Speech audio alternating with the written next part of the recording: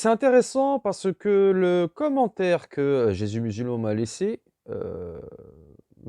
sur ma dernière petite vidéo, là où en gros il s'est fait kinderiser. Bon, apparemment ça se voit que bon, le Kinder il l'a mal digéré. 24 heures où je ne mange que du Kinder. Franchement, faut avoir l'estomac bien accroché. Bah, on va lui expliquer pourquoi en fait le Kinder il a du mal à passer. Bah, parce que en fait, tu t'es fait avoir par ta propre rhétorique. Donc ce qu'on va faire, c'est que dans un premier temps, déjà on va reconfirmer que tu ne sais pas lire, que tu ne sais pas saisir un contexte. Donc, ce qu'on va faire, c'est qu'on va te montrer un petit peu comment fonctionne un contexte. D'accord? C'est parti! Bon, alors, le gros problème, déjà, le souci qu'il y a dans ton approche du livre, dans ta vidéo, Jésus musulman, c'est qu'en fait, tu prends mon livre pour de l'orangina, tu le secoues de partout. Alors Fidélis, ton livre, il est doux, c'est sympa, mais bon, regardons un petit peu mon livre. C'est des Kinder, mec. Alors, le gros problème, c'est qu'on ne peut pas savoir ce qui est écrit dedans si tu le secoues comme de l'orangina. Donc, ce qu'il faut faire, c'est qu'il faut que tu le poses, d'accord? Et que tu l'ouvres. Donc, ce qu'on va faire, c'est qu'on va l'ouvrir, d'accord? Et on va voir le contexte de la citation que tu prétends être tronquée, d'accord? Donc, c'est parti. C'est quoi le contexte ici? Donc, on voit ici que je fais une citation. En fait, je fais une plus grande citation. Mais là, je vais m'intéresser à une partie de la citation que j'ai faite de Israël Blumenthal, que je relaye dans ma vidéo où Aymen avait retranché tout mon argumentaire et remplacé par celui de Rémi. Et voici ce qui est dit à la suite du commentaire de Israël Blumenthal où il affirme que la prosternation n'est pas un signe d'adoration. D'accord? Et voici, regardez bien ce qui est écrit. En réalité, ces contre-missionnaires ne font que déplacer leurs problèmes relatifs à la divinité du Messie.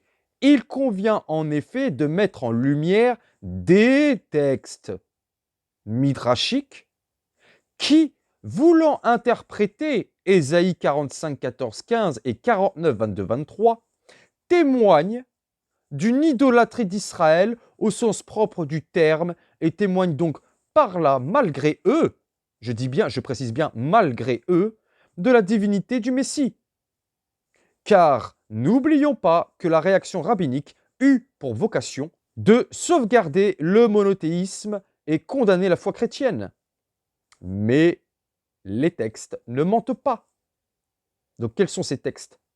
Les fameux textes midrashiques que je veux aborder. Et ensuite, ça commence. Dans le Vaikra Rabbah, c'est un midrash. Ok. Dans la Pesikta de Rav Kahana, c'est un midrash. Ça continue. On a le rabbin Yitzhak Brock, donc, qui va aussi le relayer. Qui va relayer quoi? Oh, ce midrash. Oh, ok. On continue. Talmud de Babylone. Très bien. Ça, c'est tout à fait normal, puisque c'est la référence. C'est-à-dire que ce soit le midrash ou les rabbins, tous se réfèrent au Talmud. Ok, on continue. Bereshit Rabbah, encore un midrash. D'accord. Bad Mibar, Rabbah, encore un midrash. Ok. Et là, qu'est-ce que je dis? Qu'est-ce que je fais? Je fais un développement du Bad Midbar. Ok? Je fais un petit développement de ce que dit le Bad Midbar. Et qu'est-ce que je dis dans mon commentaire du midrash sur le Bad Midbar? Le Bad Midbar Rabbah nous apprend. Donc je ne dis pas tous les juifs nous apprennent. Pour nous faire croire que oui, tous les juifs étaient d'accord. Je dis le Bad Midbar Rabbah nous apprend que malgré le refus de Daniel des offrandes, son statut d'idole demeure. Cela signifie qu'en Daniel 2, 46, la déification ne se fait pas uniquement par la volonté de lui présenter des offrandes, mais aussi par la prosternation. Lorsque nous allons dans le livre de Daniel, nous constatons que se jeter à terre et adorer, ces guides, renvoie à l'adoration indépendamment de l'offrande. Et donc je donne des références du livre de Daniel. Théodotion traduira le verbe ségide par prosterner, proscuneo. Et là je dis quoi? Ce point. Mais quel point? Mais c'est le point du Midrash. Ce point sera soulevé par le rabbin Hersch Goldworm. Je fais la citation. Les textes du Talmud et du Midrash. Ah. Donc dans ce contexte-là, en fait, on s'en tape de tes rabbins, puisque je suis dans le cadre de la littérature midrashique. Le contexte, c'est ça. Qui est une référence employée par les rabbins, dont ceux que tu utilises. Voilà. Donc, mon ami, tu ne sais pas ressaisir et tu ne sais pas restituer un contexte d'un livre. Et à la place, tu fais un bonhomme de paille, ce qu'on appelle un bonhomme de paille, en disant « Oui, t'as retranché ces rabbins pour dire que tous les juifs disent que… » Tu es obligé de découper cet auteur-là pour nous faire croire que oui, tous les juifs étaient d'accord. Non, ils sont pas tous d'accord. J'ai précisé dans mon livre que nous allions aborder, par rapport à cette problématique, des textes midrashiques, qui fait partie de l'exégèse rabbinique. Et dans ce contexte midrashique, je rapporte ce que dit ce rabbin qui résume tout le point de vue midrashique. Le contexte, c'est ça. Donc tu racontes n'importe quoi. Et le pire dans tout ça, tu sais c'est quoi Jésus musulman? Mais c'est que dans ta vidéo de 4 minutes, toi-même tu reconnais que je me repose sur les midrashim. Mais toi, t'attends quoi là? À part faire des HS et d'aller dans les midrashim et tout ça là. Et d'aller dans les midrashim et tout ça là. Et d'aller dans les midrashim et tout ça là. Et d'aller dans les midrashim et tout ça là. En réalité, ces contre-missionnaires ne font que déplacer leurs problèmes relatifs à la divinité du Messie. Il convient en effet de mettre en lumière des textes midrashiques. Des textes midrashiques. Non, non, non, non, non, j'en veux pas. Le Bad Midbar Rabbah nous apprend que malgré le refus de Daniel des offrandes, son statut d'idole demeure. Ce point sera soulevé par le rabbin Hersh Goldworm. Alors attends, je vais garder juste Hersh. Ouais, ça c'est une bonne idée ça. Je vais citer Hersh. Et en fait, le point qui a été soulevé par le Bad Midbar, je vais le sauter. Oh, c'est bon, je vais pouvoir réfuter comme ça. Tu es obligé de découper cet auteur-là pour nous faire croire que oui, tous les juifs étaient d'accord. Non, ils sont pas tous d'accord. Enfin bref, en tout cas, ce que tu nous as fait là dans ta petite vidéo là avec tes Kinder, etc. C'est ce qu'on appelle en fait l'épouvantail. Tu vois, l'homme de paille. En fait, tu as utilisé en fait un sophisme qui consiste à présenter ma position, d'accord, de façon volontairement erronée. Là, on vient de voir le contexte, parce que tu ne sais pas restituer un contexte. On l'a déjà vu avec Jean 28. Là, on est en train de le voir avec mon propre livre. Tu ne sais pas restituer un contexte. Donc, en fait, tu as présenté ma position de manière complètement erronée, de sorte à dire oui, regardez, il fait croire que tous les juifs ont dit que. Alors que je présente bien la perspective midrashique. Et toi, tu as éludé midrashique, alors que toi-même, dans ta petite vidéo de 4 minutes, là où tu fais le caquet, tu dis bien que moi-même, je m'appuie sur les midrashim. Mais toi, t'attends quoi là? À part faire des HS et d'aller dans les midrashim et tout ça là. Et d'aller dans les midrashim et tout ça là. Et d'aller dans les midrashim et tout ça là. Et d'aller dans les midrashim et tout ça là. Et tu enlèves ça pour dire, ah regardez, il veut faire croire que tous les juifs sont d'accord. Ça s'appelle un homme de paille. D'accord? Tu as créé une position de toute pièce et tu as voulu me le foutre là-dedans. Alors maintenant, je vais expliquer aux gens à quoi ça consiste, ce type d'argument. Tu as voulu faire ça pour formuler un argument facilement réfutable, puis me l'attribuer. Le problème, c'est que la réalité est tout autre. Je me suis appuyé sur la littérature midrashique. Et d'aller dans les midrashim et tout ça là. Et sur la littérature midrashique, tu ne peux pas faire un contre-argument, puisque toute la littérature midrashique souligne que Nebuchadnezzar s'est prosterné pour adorer Daniel. Problème, c'est que toi, tu as été voir sur un rabbin. Mais le rabbin, je m'en fous. Moi, ce qui m'intéresse, c'est la littérature midrashique. Alors, attends. On va essayer de retrouver le Midrash Matnout. On va essayer de le retrouver, le Midrash Matnout. Ah. Ah bah non, ça y est, non. Le Midrash Matnout, ça n'existe pas. Et dans la citation du rabbin Hersh Goldworm, eh bien, on a la mention donc de Shemuel Matnout, mais comme je te l'explique dans la première vidéo où tu t'es fait kinderiser par ta propre rhétorique, Shemuel Matnout n'est cité ici que parce que dans le cadre du texte entre crochets, il glose toute la doctrine midrashique sur le sujet du rapport entre Nebuchadnezzar et Daniel. On nous dit pour Rabbi Shemuel Matnout, si Daniel fut puni et jeté dans la fosse aux lions, là déjà on nous fait une première référence, Bad Midbar Rabbah, c'est-à-dire le Midrash sur le livre des nombres. C'est parce qu'il n'a protesté, semble-t-il, que contre les sacrifices offerts en son honneur, mais non contre le fait que Nebuchadnezzar se prosterne devant lui. Et là regarde, Pourquoi tu n'as pas dit à tes auditeurs? Il y a une petite astérix là. Je veux pas de ce texte. Non, je triche. Bah, on va aller voir ce que dit l'astérix. Le Midrash fait également état de la protestation de Daniel. Les références Tanouma sur Miketz 3, Bereshit Rabbah 96.5, donc je cite. Cette protestation est sous-entendue par les mots « il voulut », donc quand Nebuchadnezzar voulut faire un sacrifice à Daniel, qui implique qu'il en fut empêché, donc que Nebuchadnezzar a été empêché. Comme ces mots « il voulut » ne sont écrits que par rapport au sacrifice, et non pour la prosternation, il semblerait donc que Daniel ne se soit pas opposé à ce que Nebuchadnezzar se prosterne devant lui. En d'autres termes, on a ici l'avis de Shemuel Matnout, et ici, Shemuel Matnout fait une glose de ce que disent les Midrashim. Alors attends, on va essayer de retrouver le Midrash Matnout. On va essayer de le retrouver, le Midrash Matnout. Ah, bah non, ça non. Le Midrash Matnout, ça n'existe pas. Donc je suis toujours en cohérence avec l'approche que j'ai dans mon livre. Et j'ai expliqué clairement cela, je l'ai énoncé clairement dans mon livre. Chose que tu as retranchée. Donc là, on vient de voir, en fait, on vient juste de débunker en fait, ta rhétorique tellement prévisible et grossière. Là maintenant, on va s'intéresser, c'est à la suite de ton commentaire. Donc tu viens de nous dire, ton exemple sur Genèse est un gros hors-sujet. Je n'étais pas en train de citer un livre en découpant la partie juste avant. Alors non, c'est toi qui es dans le déni, mais bon, ça fait partie des étapes du deuil, donc c'est pas grave, on va te laisser le temps d'encaisser.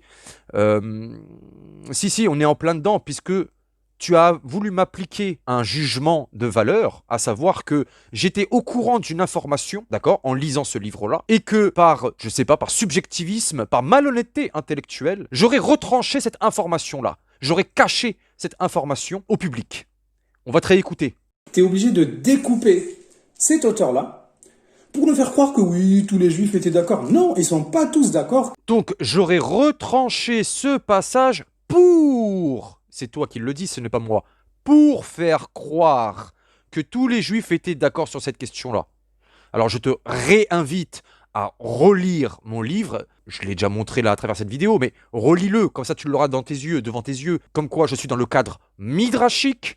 D'accord? Et pour preuve, c'est que je ne cite pas Rashi, je ne cite pas Id Emzra, etc., qui vont dans le sens des Midrashim, pourtant. Je me cantonne qu'aux Midrashim. Bref, c'est pas grave. Là, on vient de voir que ta rhétorique était complètement pourrie. T'as été pris la main dans le sac, c'est de l'amateurisme. Voilà, c'est-à-dire que même quand tu veux appliquer de la rhétorique, tu le fais mal. Il est là, le problème, c'est grossier. Voilà.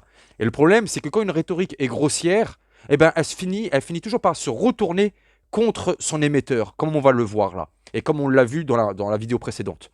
Donc là, tu le dis toi-même, on vient de t'entendre, tu m'as donné l'intention de faire croire aux gens que tous les Juifs étaient d'accord sur le fait que Nebuchadnezzar se prosternait devant Daniel dans un signe d'adoration. Ce sont tes mots, ce ne sont pas les miens, ce sont tes mots. Tu es obligé de découper cet auteur-là pour nous faire croire que oui, tous les juifs étaient d'accord. Non, ils sont pas tous d'accord. Eh bien, j'ai repris ton principe, c'est-à-dire que tu retranches une information dont tu connais le contenu. Et oui, on a la preuve que tu le sais, que Maïmonide n'est pas en accord avec vous. On a la preuve. On a la preuve que le collectif est au courant. Moi, je te défie publiquement de montrer dans mon livre que j'affirme que tous les juifs affirment que Nebuchadnezzar s'est prosterné dans un signe d'adoration devant Daniel.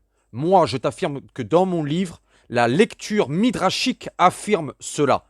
Toi, tu as dit que mon livre disait que tous les juifs disaient que Nebuchadnezzar s'était prosterné dans un signe d'adoration. Par contre, toi, on t'a entendu de ta bouche que tous les juifs sont d'accord sur Genèse 17-20, comme quoi l'islam accomplit cette prophétie. On t'a entendu. On va te réécouter. En Genèse chapitre 17 verset 20, ou bien dans Matthieu 21 43, il est indiqué qu'il y a une nation qui va arriver. D'accord? Donc Jésus il dit que cette nation-là va arriver après la destruction, après le châtiment qui va avoir lieu sur les enfants d'Israël. Et ça s'est réalisé avec la destruction du temple de Jérusalem. Et les chrétiens existaient déjà. Il y avait déjà Paul, Pierre, il y avait déjà tout le monde. Donc cette nation elle vient après, la nation qui vient après les juifs et les chrétiens, ça peut être que les musulmans. Et ça, c'est encore une fois la réalisation de Genèse chapitre 17 verset 20, où l'Éternel, il prophétise, il annonce à Abraham que Ismaël va devenir une grande nation qui sera multipliée à l'infini, à l'infini, à l'infini. Cette nation-là ne peut être que l'islam, et tous les juifs sont d'accord avec ça. Tous les juifs sont d'accord avec ça. Tous les juifs sont d'accord avec ça. Que la nation qui va arriver, que la nation d'Ismaël, elle s'est accomplie avec l'islam. Donc, moi, je te défie de montrer au public, dans mon livre, que tous les juifs croiraient que Nebuchadnezzar s'est prosterné devant Daniel, dans un signe d'adoration. Tu es obligé de découper cet auteur-là pour nous faire croire que oui, tous les juifs étaient d'accord. Non, ils sont pas tous d'accord. Et je te défie de démontrer que tu n'as pas dit que tous les juifs étaient d'accord pour dire que Genèse 17-20 était accompli par l'islam. Cette nation-là ne peut être que l'islam, et tous les juifs sont d'accord avec ça. Tu vois, c'est simple. On a exactement les mêmes conditions. Donc, nous, on a trouvé un petit document, pas piqué des hannetons, qui est en fait une retranscription d'un discours prononcé par le collectif Al-Hanifia, qui était représenté alors par Salik Al-Hanif, qui, je crois, à ma connaissance, ne fait plus partie du collectif, mais à cette époque-là, il faisait partie du collectif. Comme on peut le voir à l'image, on a le petit logo du collectif en haut à droite, d'accord? Donc on ne peut pas dire comme quoi c'est pas le collectif. Là, ça engage, ce document engage le collectif, comme la voix de chacun d'entre eux engage le collectif, comme ils le disent si bien. Eh bien, donc là, on voit une retranscription d'un débat qu'ils ont eu face aux missionnaires David Wood et Alex Blagojevic. Alors, excusez-moi pour la prononciation. Alors, le sujet était « Le prophète Mohammed est-il prophétisé dans la Bible ?» Sujet classique comme le sujet de la divinité de notre Seigneur Jésus-Christ. Bon. Donc, on a ici un petit document. Ok. Et dans ce document, qui est donc la retranscription de ce fameux débat qui a eu lieu donc le 10 mai 2014, on voit que Salik a abordé Genèse 17-20. D'accord? Et voici ce qu'on peut y lire. Que disent les commentateurs juifs sur ce passage? Alors, à écouter Jésus musulman, tous les juifs sont d'accord sur ça. Tous les juifs sont d'accord avec ça. Pour dire que l'islam accomplit Genèse 17-20. Eh bien, voici ce que nous dit Salik. Nous lisons par exemple dans le commentaire sur la Torah du célèbre exégète Jacob ben Isaac Ashkenazi de Jano du XVIIe siècle que les 12 princes promis à Ismaël sont en réalité 12 rois ismaélites dont leur royauté va disparaître comme disparaissent les nuages. Concernant la grande nation, devinez ce qu'il dit? Rien. Donc on a déjà Jacob ben Isaac Ashkenazi de Jano qui lui ne voit rien dans la prophétie de Genèse 17-20. Il ne voit rien qui pourrait amener la question de l'islam. Tu as caché ça à ton public dans ta vidéo. Ensuite, Salik continue et il nous le dit qu'il va aborder la question de la gématrie. La gématrie, c'est un procédé visant à rapprocher à chaque lettre un chiffre, de sorte à ce que lorsqu'on les additionne, ces lettres, eh bien, ça va nous donner une valeur numérique.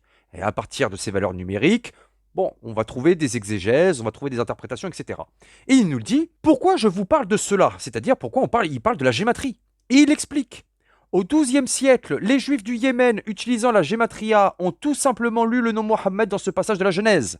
Devant les différents arguments qu'ils ont employés, une vague d'apostasie a alors frappé les Juifs du Yémen et leur autorité ont dû faire appel au célèbre Maïmonide afin d'endiguer ce phénomène.